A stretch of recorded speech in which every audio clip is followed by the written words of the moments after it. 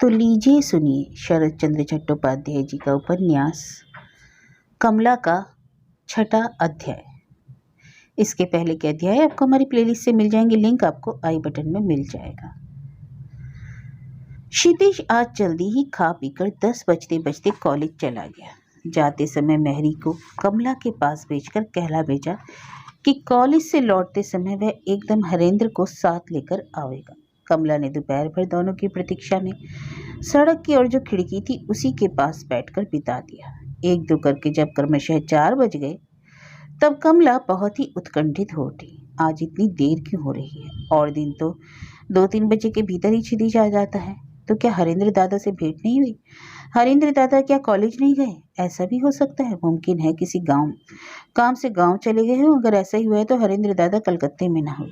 कमला खिड़की की खड़ी उठाकर एक टक सड़क की ओर निहार रही थी। उस समय उसकी वही दशा हो रही थी जो पिंजरे में बंद चिड़िया की होती है। धीरे धीरे संध्या का समय भी हो गया। सड़क के किनारे दोनों और गैस लैंप एकदम जल उठे। मैरी ने आकर पूछा, माँ जी आज क्या उठ कर हाथ मुंह नहीं धोगी? जलपान भी नहीं करोगी? शाम हो गई है। कमला ने कुछ उदास भाव से कहा, नहीं मैरी, आज जलपान ना करूंगी। कुछ खाने को जी नहीं चाहता, तबीयत अच्छी नहीं जान पड़ती। मैरी ने कहा, अच्छा तो आइए बाल बांधू। ऐसे सुंदर लंबे काले बालों की क्या दशा बना रखी है तुमने माँ जी? कंघी छुआती ही नहीं। कमला ने वैसे ही अनमने भाव से कहा, जो तुम्हारा जी चाहे करो। घंटे भर के लगभग बालों से उलझकर मैरी ने बाल इछे और चोटी बांधकर आईना सामने रखा। अपना मस्तक देखते ही कमला कह उठी, अरे मैरी, सिंदूर है? मैरी ने हंसते हंसते कहा, लो माँ जी, मैं पहले ही तो तुम्हारे लिए बाजार से ले आई हूँ। इतना कहकर आंचल से खोलकर मैरी ने एक सिंदूर की डिबिया निकाली और कमला के सामने रख दी। कमला ने जब उसमें से सिंदूर लेकर अपनी मांग में भरा और मस्तक पे लगाया तो उस समय उसका हृदय एक अपने सबसे बड़े आदमी की चिंता से व्याकुल हो उठा। मैरी चली गई। कमला बैठी बैठी सोचने लगी। यह भावना उसके हृदय की गुप्त चिंता थी। इसे वह किसी के आगे प्रकट नहीं कर सकती थी, पर यह चिंता उसके हृदय में आठों पहर बनी रहती थी, पर लज्जा उसे दबाए हुए। इस अपरिचित घर में कोई उसकी साथी नहीं थी जिससे वह अपने हृदय की बात या व्यथा कहती। किंतु आज उसकी यह चिंता प्रकाष्ठा को पहुंच गई। आज उसका हृदय स्वामी को एक चिट्ठी लिखने के लिए बहुत ही व्याकुल हो उठा। कितने दिनों से उसने स्वामी को चिट्ठी नहीं लिखी। यह ख्याल उसके मन में पहले भी आया था, लेकिन यह चिट्ठी के ऊपर अंग्रेजी में उसके स्वामी का पता कौन लिख देता? यह काम उसका छोटा भाई अरुण कर दिया करता था, किंतु यहाँ क्षितिज से स्वामी का पता लिखाने में उसे बड़ी लज्जा लगती थी।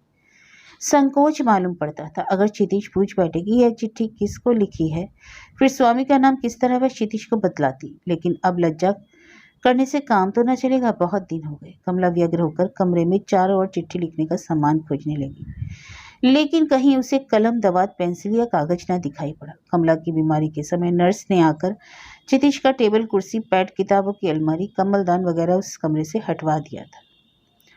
कमला को ख्याल आया, क्षितिज बाबू पास ही कमरे में रहते हैं और वहीं लिखते पढ़ते भी होंगे। निश्चय ही वहां सब सामान होगा। पास के घर में घुसकर कमला ने देखा सामने क्षितिज का बड़ा भारी सेक्रेटेरिएट टेबल है और उसके ऊपर मोटे शीशे की दवात और कलमें रखी हैं।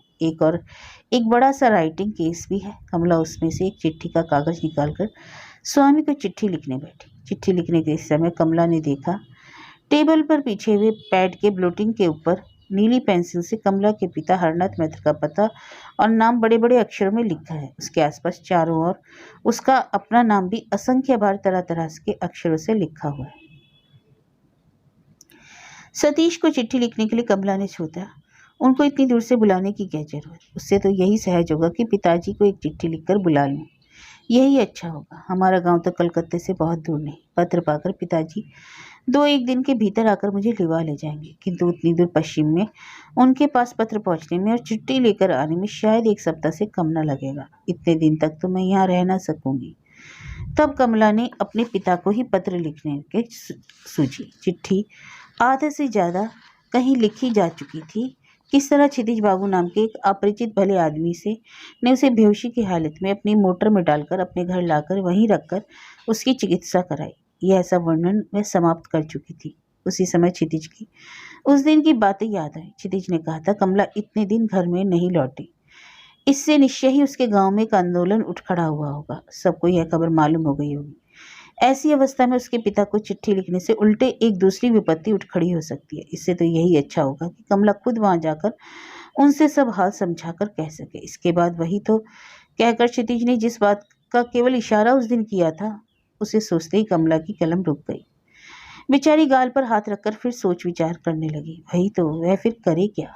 इसी समय पीछे से चुपके से आकर हाथ बढ़ाकर किसी ने उसके सामने एक अध लिखी चिट्ठी उलट दी। कमला चौंक उठी। उसने मुंह फेर कर देखा। उसका वही लड़कपन का साथी उद्यमी हरेंद्र दादा खड़ा हुआ है।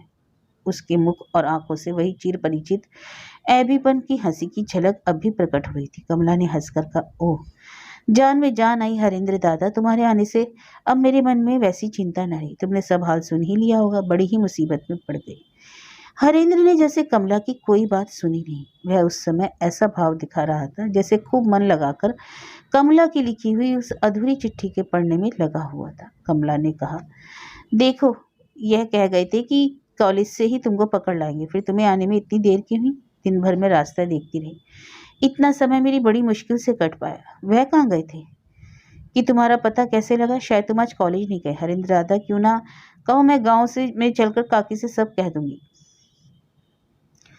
तब भी हरेंद्र ने कुछ ध्यान नहीं दिया। उसके भाव कुछ भी बदलते न देख वैसे ही निर्विकार भाव से वह कमला की चिट्ठी पढ़ता रहा, अथवा यूं कहो कि मन ही मन उसे रटता रहा। अब की कमला कुर्सी छोड़कर उठ खड़ी हुई। जाकर हरेंद्र के हाथ से वह चिट्ठी छीन ली और हंसते हंसते बोली, अच्छा दादा, पढ़ाई चिट्ठी पढ़ने का तुम्हारा यह पुराना रोग अभी तक दूर नहीं हुआ क्या? जन्म भर यूं ही लड़कपन करते रहोगे? हरेंद्र ने कुछ भी लज्जित न होकर खूब सहज भाव से कहा, तुझ में क्या सदा बुद्धि का टूटा ही बना रहेगा कमला? यह पराई चिट्ठी है। यह तूने मेरे मैत्र काका को ही तो लिखी है। उस दिन बड़ी मुश्किल से हरेंद्र को खोजकर क्षितिज अपने साथी डेरे पर ले आया था। हरेंद्र को ऊपर कमला के पास छोड़कर वह चाय की तैयारी करने के लिए नीचे चला आया। आते ही बकना शुरू कर दिया, महाराज, चाय के लिए पानी गर्म किया कि नहीं? चटपट केतली चढ़ा दो। दो कै प्याले पानी हो? अरे यही 4-5 प्याले हैं। आज जरा ठंडक है। अरे रामा, जा भीमनाग की दुकान से आधा से रसगुल्ले तो ले आ, और उस बड़ी सड़क के मोड़ पर जो कलकत्ता होटल है वहां से कुछ केक वेक यही 1 रुपए के अंदाजे से लेते आना। बिस्कुट तो घर में है ही। फौरन जा और ले आ, देर ना हो। इस तरह जर्नली हुक्म जारी कर कहारिन से प्याला, पिरीच, प्लेट, छुरी, चम्मच वगैरह धुलवाकर साफ कराने लगा। 10 मिनट में ही सब तैयारी हुई। चाय का पानी भी खोलने लगा। बस रामा बाजार से लौट आने भर की देरी थी। वहां बरामदे में क्षितिज टहलने लगा। 2 मंजिले से बीच बीच में हरेंद्र के जोर जोर से हंसने का शब्द आता था और क्षितिज का मन अप्रसन्न हो उठा था। मन ही मन वह सोचकर उसे हरेंद्र से ईर्ष्या हो रही थी। इतनी ही देर में हरेंद्र और कमला दोनों खूब घुल मिल गए। मेरे सामने तो कमला 8 दिन में एक बार भी नहीं हंसी। मेरे आगे आंसू ही बहाती रही और हरेंद्र को पाते ही हंसी रोके नहीं रुकती। वाह! रामा बाजार से सौदा खरीद लाया। प्लेटों में खाने की चीजें सजाकर चाय ठीक करके उन्हें ले आने की आज्ञा नौकर को देकर क्षितिज ऊपर गया। देखा उसके कमरे में हरेंद्र एक कुर्सी पर बैठा हुआ है और खूब उमंग के साथ बातचीत की फुलझड़ी और उसके मुंह से छूट रही है। साथ ही साथ जोर से हंसता भी जाता है। कुछ दूर पर एक चौड़ी पालिशदार बेंच पर बैठी हुई कमला हरेंद्र के मुंह की ओर ताकती हुई उसकी बातें सुन रही थी। क्षितिज को देखते ही हरेंद्र उठ खड़ा हुआ और विनीत भाव से बोला, ओहो क्षितिज बाबू आए, आइए आइए, पधारिए, बैठिए। हरेंद्र की दिल लगी और भाव भंगी देखकर कमला को हंसी आ गई। हरेंद्र ने कहा, तू हंसती क्यों है कमला? तू सोचती होगी हरेंद्र दादा यह क्या कर रहे हैं, जैसे यही घर के मालिक है और क्षितिज बाबू अभ्यागत। तो इसमें संदेह ही क्या है? मुझे तो तू जानती है, अर्थात सभी मेरे समान भूत हैं। यह कहकर हंसते हुए हरेंद्र ने घर की छत हिला दी। क्षितिज एक दूसरी कुर्सी पर बैठ गया। हंसने की असफल चेष्टा करते हुए उसने पूछा, आप लोगों ने क्या ठीक किया है? सलाह ठहरी? काहे की सलाह? हरेंद्र ने पूछा। क्षितिज ने कहा, यही इनके संबंध में। सब हाल तो आप सुन ही चुके हैं। अब इनको क्या करना चाहिए? हरेंद्र ने कहा, मैंने तो इन्हें अच्छी ही सलाह दी थी, लेकिन यह मानती कहाँ है। जानते हैं क्षितिज बाबू, आजकल की स्त्रियां स्वाधीन हो रही हैं। अब वे अपनी बुद्धि से चलना चाहती हैं। इतना कहकर हरेंद्र ने मुख की मुद्रा बहुत ही गंभीर बना ली। क्षितिज ने जिज्ञासा की दृष्टि से कमला की ओर देखा। कमला कह उठी, यह तो हर बात में ठट्टा करने लगती है। क्षितिज बाबू, आप इनके कहे में ना आइए। असल मामले में इन्होंने मुझे कुछ सलाह नहीं दी। मैंने जितनी ही बार इनसे कहा कि हरेंद्र दादा मुझे क्या करना चाहिए, उतनी ही बार अजीब अजीब प्रस्ताव उपस्थित किए। आपके आने के दम भर पहले कह रहे थे, कमला तू गांव जाकर क्या करेगी? विलायत जा, रविंद्र बाबू की किताबें पढ़ पढ़कर अंग्रेज लोग बंगला सीख गए हैं। वहाँ हिंदू रमणी के उच्च आदर्श के बारे में बंगला में खूब लेक्चर देती फिरना। बताइए तो यह भी कोई सलाह है? इतना कहकर कमला ने मुंह बना लिया। सुनकर क्षितिज के उदास मुख पर भी हंसी की रेखा दौड़ गई। हरेंद्र ने कहा, मैंने क्या बुरी सलाह दी क्षितिज बाबू? अच्छा, अगर यह कमला को पसंद ना आवे तो फिर और भी एक प्लान है दिमाग में। इसी समय चाय और जलपान का सामान ऊपर आ गया। क्षितिज ने कहा, आइए हरेंद्र बाबू, जरा सी चाय पीजिए, उसके बाद सलाह मशवरा कीजिएगा। यह कहकर वह 2 प्यालों में चाय परोसने लगा। कमला वहां से उठकर अपने कमरे में चली गई।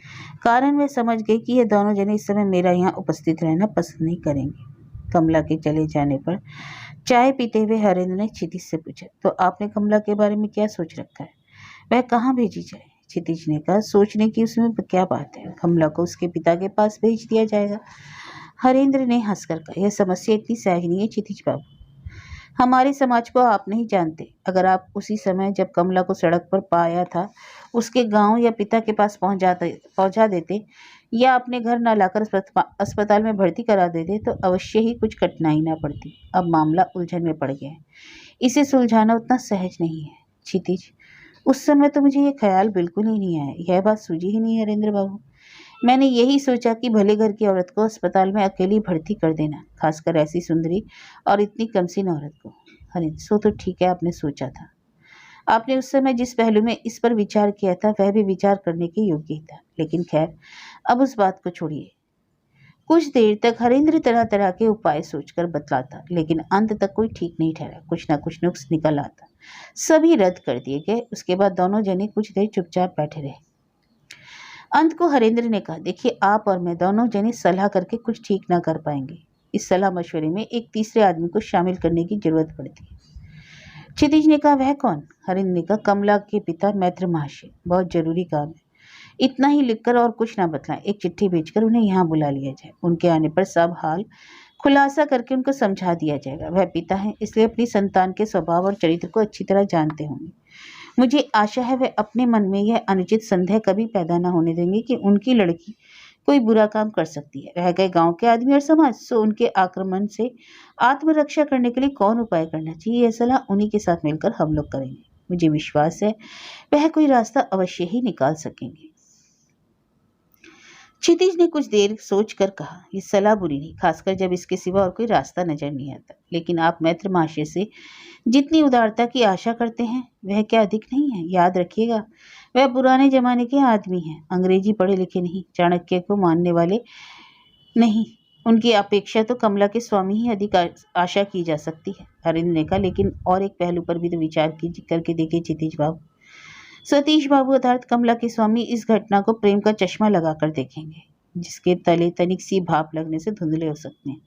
लेकिन पिता इस मामले को संतान स्नेह दृष्टि से देखेगा। वह दृष्टि ऐसी है जिसमें बुराई का पहलू ही नहीं सुझाई पड़ता, भलाई का पहलू ही उज्जवल दिखाई पड़ता है। क्षितिज ने कहा, हाँ आपने ठीक कहा हरेंद्र, और आपकी आशंका करते क्षितिज बाबू वही अगर हो। हरनाथ काका अगर अपनी बेटी के बारे में कोई अनुचित संदेह ही कर बैठे समाज के भय से, तो उसे अपने घर में ना रखना चाहे तो कमला के स्वामी तो है ही, पत्र लिखकर उनको बुला लिया जाएगा। क्षितिज, तो फिर यही सलाह अच्छी है, आप मैत्र महाशय को पत्र लिखिए, मगर जब तक वह नहीं आते तब तक कमला कहाँ रहेगी? आप ही के घर में जैसे है वैसे ही रहेगी, हरेंद्र ने कहा। सुनकर क्षितिज प्रसन्न हुआ। यह प्रश्न करने के बाद उसे इस बात का कुछ भय हुआ था कि शायद हरेंद्र उसे यहाँ से हटाकर अपने किसी बंधु बांधव के परिवार में ले जाकर रखने का प्रस्ताव ना कर बैठे। हरेंद्र ने पूछा, क्या वजह देखी तो क्षितिज बाबू? क्षितिज ने 2-3 बार सिगरेट का धुआं खींचकर उसी के उजाले में रिस्ट वॉच देखकर कहा, 7:45 का वक्त है, तो अब उठना चाहिए। यही सलाह पक्की रही, हरेंद्र ने कहा। इतना कहकर हरेंद्र उठ खड़ा हुआ, क्षितिज भी उठा। दोनों जने टहलते हुए सड़क पर जहाँ मोटर खड़ी थी उधर ही चलने लगे। पास आते ही शोफर ने उतरकर दरवाजा खोल दिया। क्षितिज ने कहा, चलिए हरेंद्र बाबू। हरेंद्र, नहीं माफ कीजिएगा, मैं अब डेरे जाऊंगा, देर हुई। क्षितिज, कमला से भेंट करके ना जाइएगा, जो कुछ सलाह हुई है उनसे कहते जाइए। आप कह दीजिएगा, आज एक मित्र का ब्याह है, मुझे दावत में जाना है, घर जाकर कपड़े बदलकर वहां जाने में यूं ही देर हो जाएगी। अच्छा, कहकर हरेंद्र ट्राम गाड़ी की चढ़ाई की ओर बढ़ा। क्षितिज ने कहा, मेरी गाड़ी पर न चलिए, आपको डेरे पर पहुंचाकर चलाऊंगा, आपको चक्कर ना पड़ेगा। क्षितिज, ओह थोड़ा सा चक्कर पड़ जाएगा तो क्या होगा, आइए। यह कहकर हरिंद्र का हाथ पकड़कर क्षितिज ने उसे गाड़ी पर चढ़ा दिया और फिर आप बैठ गया। गाड़ी पर बैठकर क्षितिज ने हरिंद्र से कहा, देखिए चिट्ठी रजिस्ट्री कराकर भेजेगा, कारण वह ठहरा गाँव। वहाँ डाकिये अपनी मेहनत बचाने के लिए एक की चिट्ठी दूसरे को देते हैं। जहाँ तक मुमकिन हो यह मामला अभी तक गुप्त ही रहना चाहिए। हरिंद्र, यह तो आपने ठीक कहा, रजिस्ट्री करके ही भेजूंगा। क्षितिज, और लिफाफे के ऊपर ग्राम वाम कुछ ना लिख दीजिएगा, रास्ते में डाकिये के हाथ से मुमकिन है और कोई चिट्ठी देकर ले ले।